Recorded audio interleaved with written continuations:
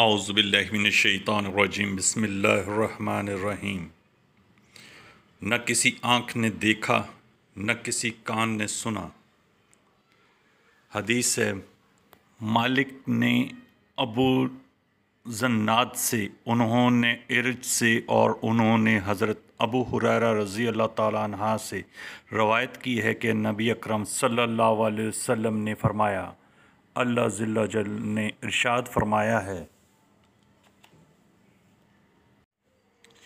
میں نے اپنے نیک بندوں کے لیے وہ کچھ تیار کر کے جمع کر رکھا ہے جو نہ کسی آنکھ نے دیکھا نہ کسی کان نے سنا اور نہ کسی انسان کے دل میں ان کے تصور کا گزر ہوا۔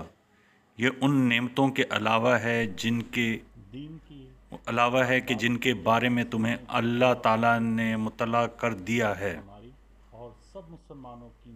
دین کی حق بات کہنے سننے کی اللہ توفیق دے، ہماری اور سب مسلمانوں کی مغفرت فرمائے، برکتیں فضل رحمتیں نازل فرمائے۔